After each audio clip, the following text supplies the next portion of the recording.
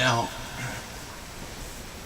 when the word dispensation is used, it's not referring to dispensations, the dispensational theology, the premillennial dispensational pre-trib, mid-trib, post-trib theology. It is dispensation of the actual English definition of what dispensation is, and I recommend you looking up the word dispensation. Now, I repeat clearly on this.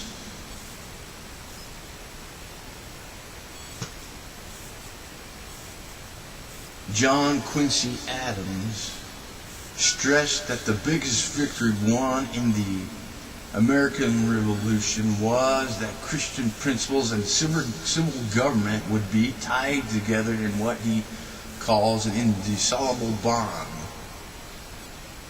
Christian principles and government in an indissoluble bond. We hear differently today, but the founding fathers said, this guy, John Quincy Adams said, an indissoluble bond.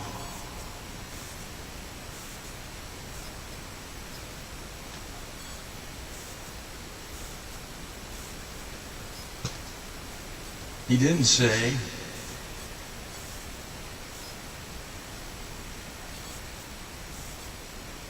that there's a separation of church and state.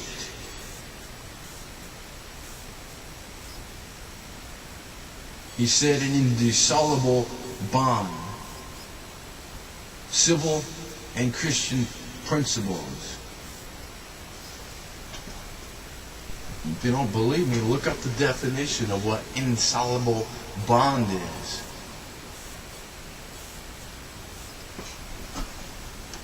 And then, listen to one of the other significant founders, John Jay, the original Chief Justice of the U.S. Supreme Court, and one of the three men most responsible for the Constitution. He declares, this is a Supreme Court Justice of the U.S. Supreme Court, and he says this. Listen to this. He said this. No, I'm not kidding, he said this. Providence has given to our people the choice of their rulers, and it is the duty, as well as the privilege and interest, of our Christian nation to select and prefer Christians for their rulers. But was John Jay competent to offer such a statement? Yes. He was the original Chief Justice and one of the three men most responsible for our having the Constitution today, and he said that we should elect Christians for our rulers. He said our Christian nation to select and prefer Christian for their rulers.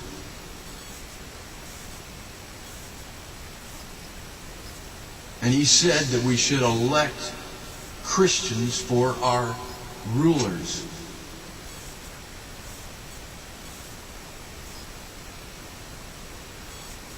Now that doesn't sound like, to me, I don't know if you understand, I don't know about maybe the modern, like I said, I don't know, maybe the modern day, modern day revisionists and radical leftists and atheists have clever ways to slightly redefine it. The Kenites twisting, the Kenites twisting here, twisting there, and twisting a little bit here to make it say what they want to say. But it says in plain old English, Christian rulers. He didn't say there's a separation of church and state.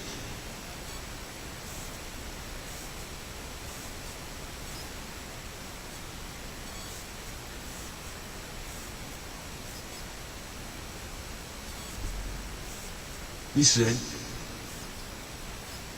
Christian rulers.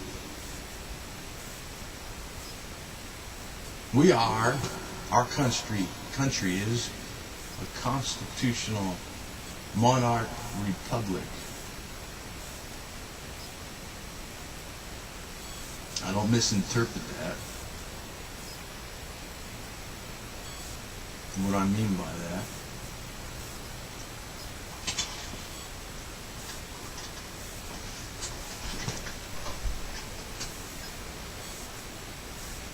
George Washington's farewell address is yet another aspect of our heritage which has disappeared from student texts.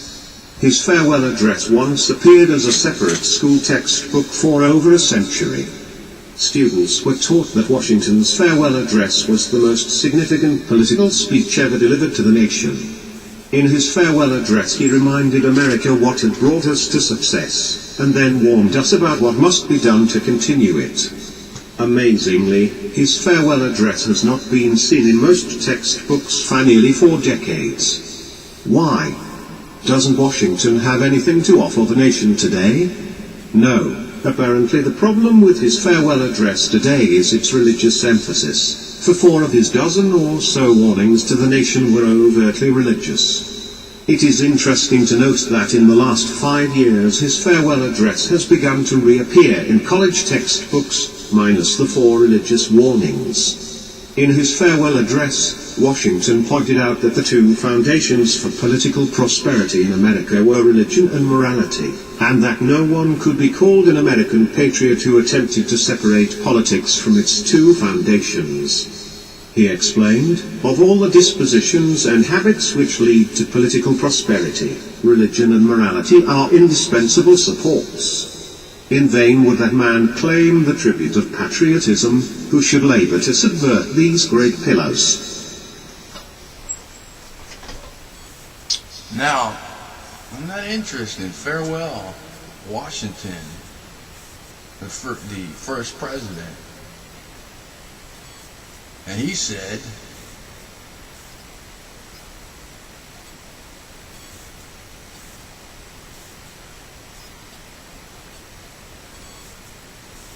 the 2 foundations for political prosperity in America were, number 1, religion and morality.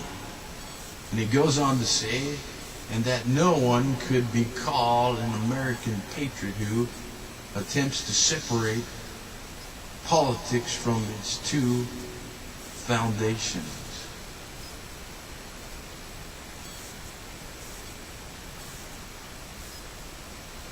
And he goes on to say, of all the dispositions and habits which led to the political prosperity in religion and morality are indispensable support. In vain would that man claim the tribute of patriotism, who should labor to subvert these great pillars. That doesn't say anything about separation in church and state. It's communicating that it's to be a part of our political foundation, our system. I didn't say church and state separation. It's part to be of our foundation. Indispensable. Indispensable means you can't break the 2 apart. You put it in plain English for you. But the radical leftist, revisionist of history, and the atheists would have you believe differently and say, that's a no-no. Clearly, it isn't a no-no.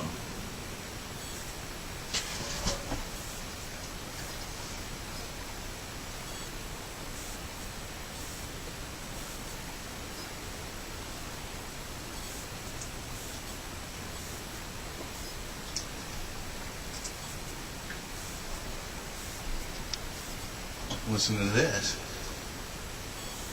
I like that part. Washington believed that if an individual attempted to separate religion and morality from politics, he could not be called an American patriot. These types of statements we do not hear much anymore, but such were the statements of America's founders, the statements of America's history. Our founding fathers delivered to us a system of government which has enjoyed unprecedented success. We are now the world's longest ongoing constitutional republic. 200 years under the same document, and under one form of government, is an accomplishment unknown among contemporary nations. Now all morality goes to pot, and all Republicans in the past, bye-bye. Washington believed the attempt to separate religion and morality from politics, he called it unpatriotic. Well, the revisionist liberals and the revisionist historists and atheists have you believe differently. That's a no-no. No, that's not what our founding fathers believe. Well, either they're right or our founding father. Either they're right or they're not right. Get it straight from the horse's mouth. And the horse's mouth says differently than these modern day revisionist, liberal, radical fanaticals that are contaminating our society, our country, our great republic, our constitutional monarch republic which we live under. Inseparable. You can't separate the two. Politics and religion must be a part of the fabric of government in our society. There's no separate, it didn't say no separation of church and state there.